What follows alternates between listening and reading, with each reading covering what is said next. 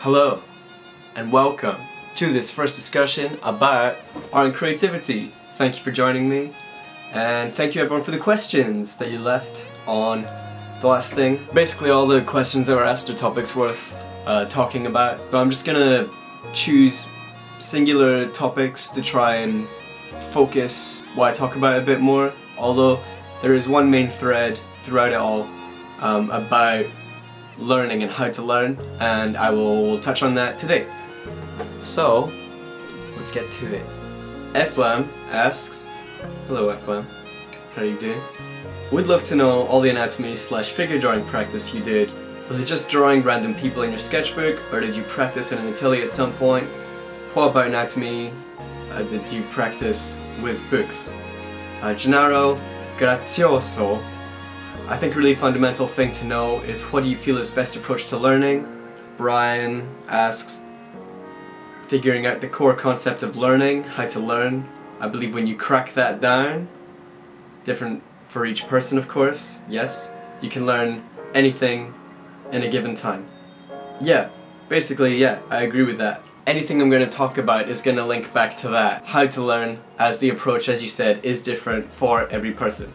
So for this I'm going to talk about my personal history with anatomy and figure drawing and how I basically went about learning that, and through that I will explain certain things about how learning works.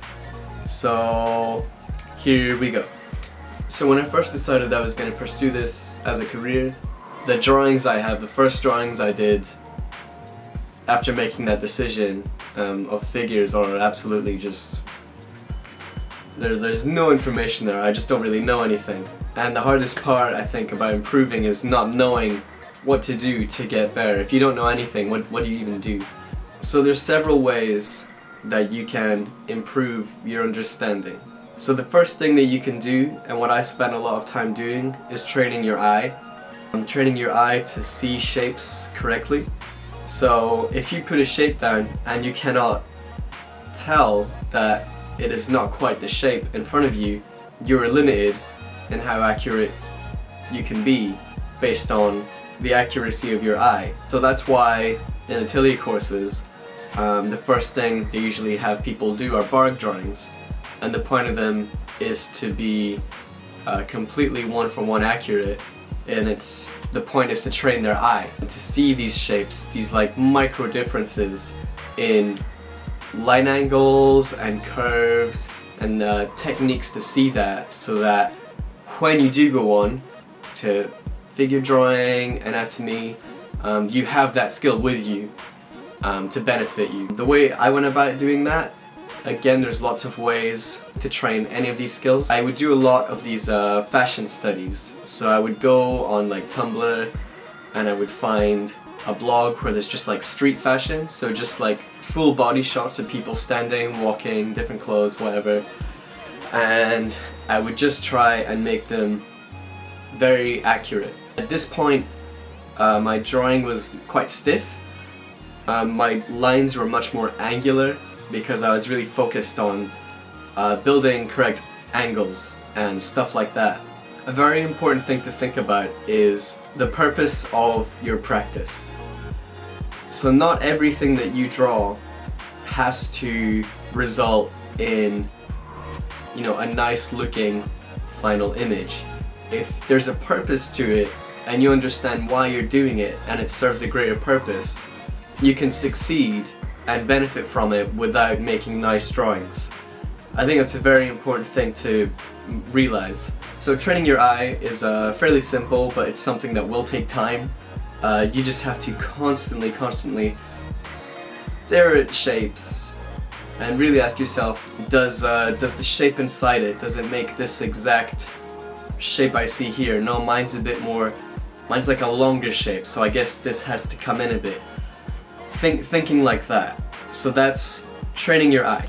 So another thing you can do to improve your figure drawing and your anatomy is to develop your understanding of the actual structure of the body and how it all works together and why it works. That's going to allow you to start to create much more believable figures. So if I sit like this, or if I sit like this, which one feels more believable? It's this guy with weight to the pose. You know, there's weight, I feel like a real person that's sitting there. So if you're sitting in a chair and the weight is on that shoulder, it's probably going to rise up. Now if you look at the line here of my two shoulders, it's probably kind of like this, and then the line of my body is kind of angled back this way.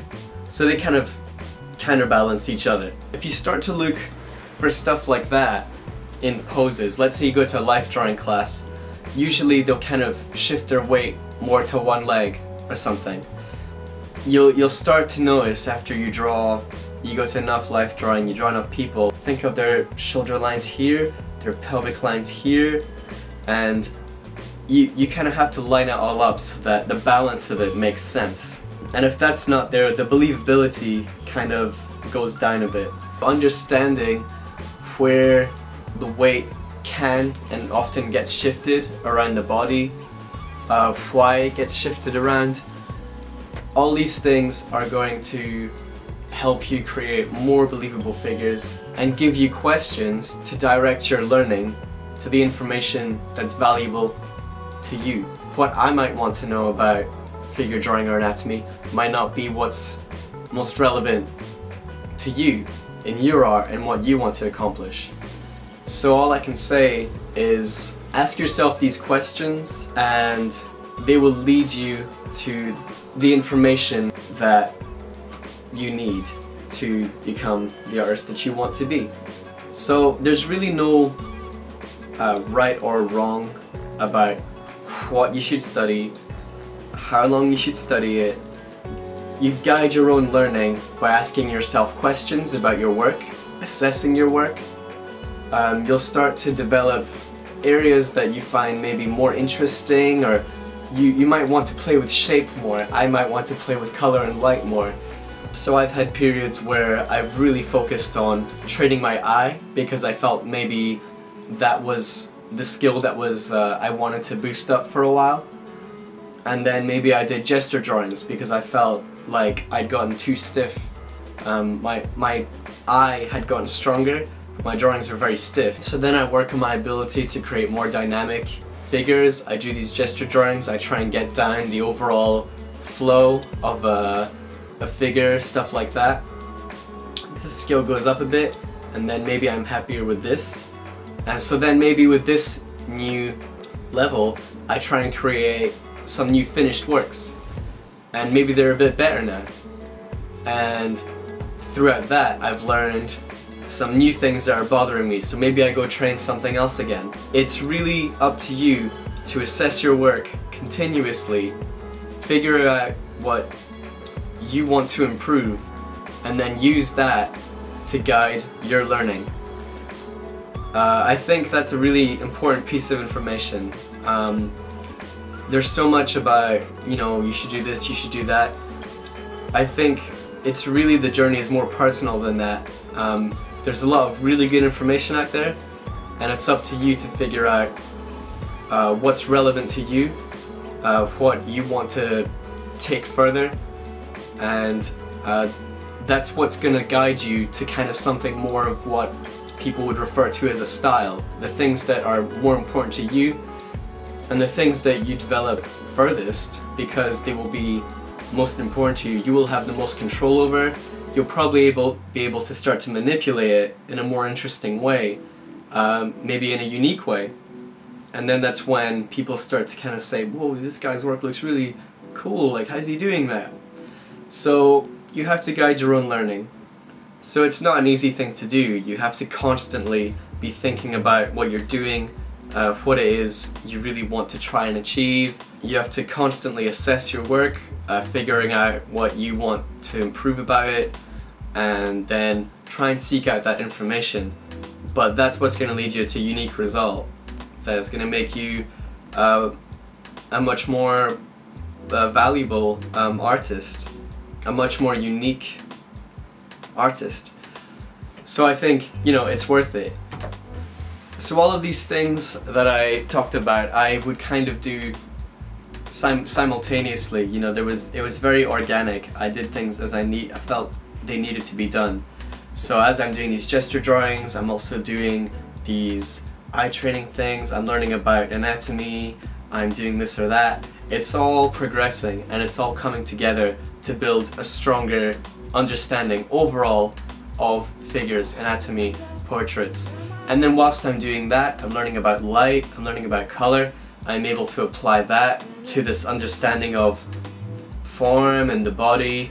You know, the way I'm able to create light on it looks better as well. And if you take it apart like that into these sections and things that you can train, it feels a lot more manageable and a lot more simple to train. But then when you do all of that and it comes together, you see the progress overall in the quality of your images. You know, that's kind of how it comes together.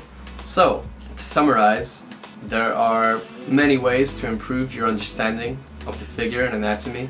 There's training your eye is a very valuable skill for all art, to be able to accurately see the shapes in front of you, not just for figures, but for anything. Developing your understanding of the structure of the body and how it works. So how come if I do this, why does my lower half do this? Why do they twist against each other like that? Why is that the logical motion? And then the technical side of how does this muscle connect to the shoulder? What effect does that have on the range of motion and the positions that you're more likely to be in for strength? Stuff like that. The reason I focus so much on understanding, if you understand the information well enough, you are able to start manipulating it. And that's when you'll really start to come into your own, when you start to manipulate the information for your own purposes, what you really want to create. You get a little bit closer to that artistic freedom where you understand enough about art to just kind of play with it. And that's a really fun point to be at. Of course, this is a lifelong journey, but I think understanding and using questions to guide what you choose to develop your understanding of is a good way to go about it. I hope some of this makes sense and is helpful to you. Thank you all for the questions. Let me know if this was useful and if you'd be down for more of these. Here are a couple artists that have incredible understanding of the figure, anatomy, all that stuff. Kim Jung-gi, Korean artist, incredible. Claire Wendling, incredible French lady, amazing. Evan Amundsen, Norwegian Viking. Check out these artists. Those are just a few names. These are all guys that really understand what they're doing. So that's it for now. Thank you for watching.